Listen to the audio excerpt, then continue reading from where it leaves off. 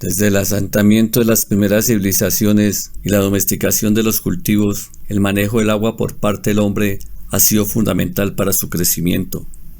Por lo que en este video sabremos quién fueron los primeros en construir una presa, en construir un riego para la agricultura, en transportar el agua a grandes distancias.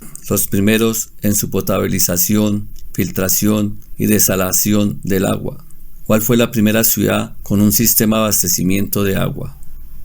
El hombre, desde sus comienzos, aprovecha el agua superficial como su primera fuente de abastecimiento, consumo y transporte de agua, por lo que el lugar para establecerse las primeras civilizaciones era el Valle de los Ríos, aprendiendo a domesticar los cultivos, y con ello se podría decir que se encuentra la primera aplicación del agua lluvia. Sin embargo, no depende directamente de ella para su supervivencia, al contar con la presencia permanente del agua superficial. Pero al crecer las civilizaciones demográficamente y al ocupar algunos pueblos las zonas áridas o semiáridas del planeta, se dio comienzo a la necesidad de desarrollar formas de captación de agua superficiales y de aguas lluvias, como alternativa para el riego de cultivos y el consumo doméstico, convirtiéndose posteriormente las infraestructuras del manejo de agua como uno de los indicativos del desarrollo de las sociedades.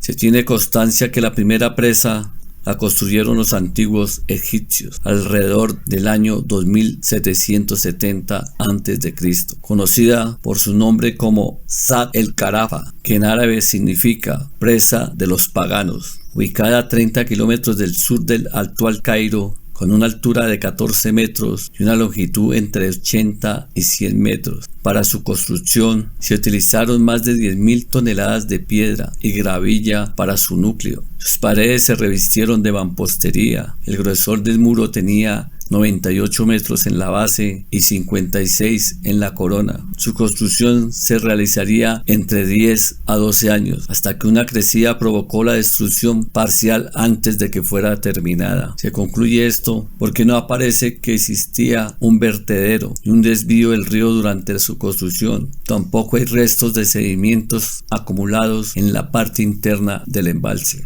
En cuanto a los primeros riegos en la agricultura, estos se remontan al año 6000 a.C. en Egipto y en Mesopotamia, el actual Irak, Irán, para los cuales los pobladores se basaban con respecto a la crecida del nivel del río Nilo o del Tigris y el Éufrates respectivamente. Sus inundaciones ocurrían de julio a diciembre, las cuales eran desviadas hacia los campos durante unos 40 a 60 días. Luego se drenaba el agua hacia el río en el momento preciso del ciclo de cultivo. En el año 3000 a.C. se empieza a utilizar una medida de nivel de agua del río, el nilómetro, indicador de inundación que consistía en una columna vertical sumergida en el río con marcas de profundidad en intervalos. Un segundo diseño consistiría en una serie de escaleras descendiendo en el río.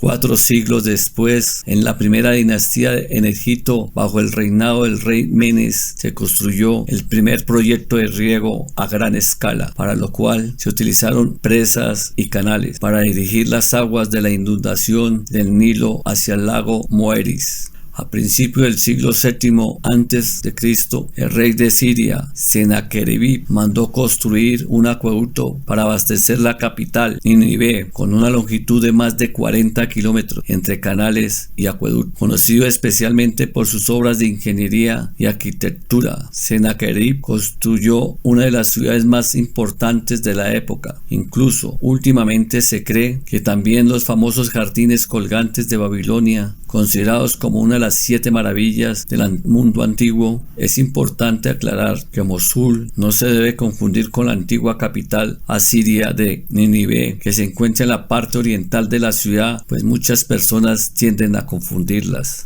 Por esta época, Ezequías, rey de Judá, construyó un acueducto para llevar agua hasta Jerusalén, pero en realidad el sistema de transporte más extenso de la era antigua sin duda lo realizó los romanos. El primero en construirse fue Aqua Appia durante la época de Apio Claudio Seco y Cayo Plaucio Venoso en el año 312 a.C., que consistía en un acueducto subterráneo de 1.5 kilómetros de longitud. El primero, el que transportaba transportó agua sobre la superficie fue Aquamarcia, hacia la capital del imperio, el cual tenía una longitud de 90 kilómetros y fue construido entre el 144 y 140 a.C.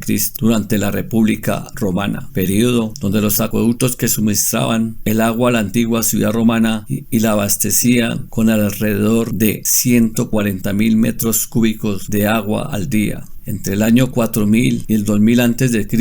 existen algunos registros de métodos de potabilización tales como hervir el agua, ponerla al sol, introducir trozos de cobre o plata 7 veces, su filtración a través del carbón, leña o arena. En cuanto a aclarar el agua, existen indicios de que los egipcios en el año 1500 a.C.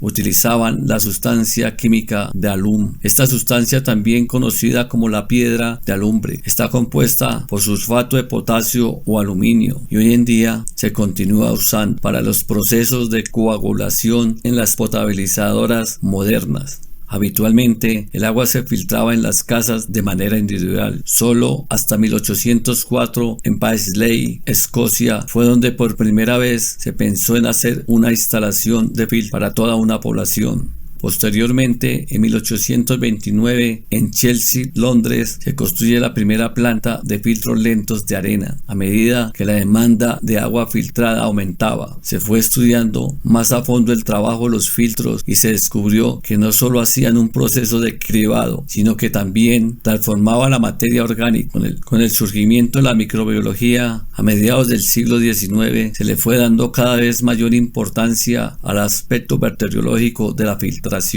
por lo que a finales de siglo muchas ciudades ya habían construido sus plantas de filtración.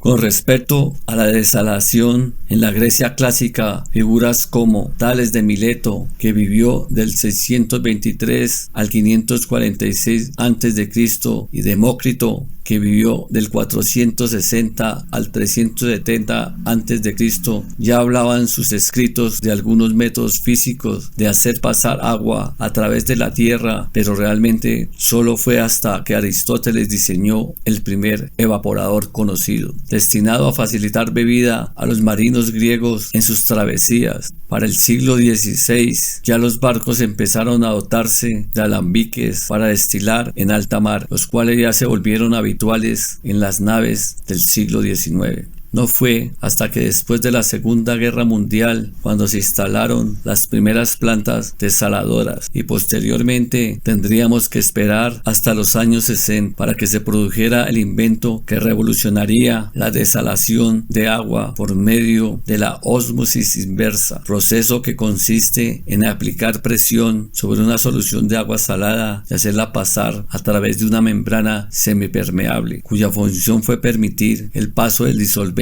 el agua, a través de este, pero no el soluto, las sales disueltas. La primera constancia que se tiene de una ciudad con un sistema de abastecimiento de agua con baños públicos y agua caliente es la ciudad de Mohenjo-Daro, Valle Indo, actual Pakistán. Ni siquiera en la antigua Grecia no encontramos sistemas complejos de abastecimiento, potabilización y distribución de agua similares a como los entendemos hoy en día. Tendríamos que esperar hasta finales del siglo XIX y principios del siglo XX para que se empezaran a utilizar las tuberías metálicas de manera generalizada en las ciudades y el agua corriente empezara a llegar a todas las casas. Un ejemplo de esto es que a finales del siglo XIX en Manhattan las tuberías seguían siendo, como en muchas partes del mundo, simples troncos de madera perforada.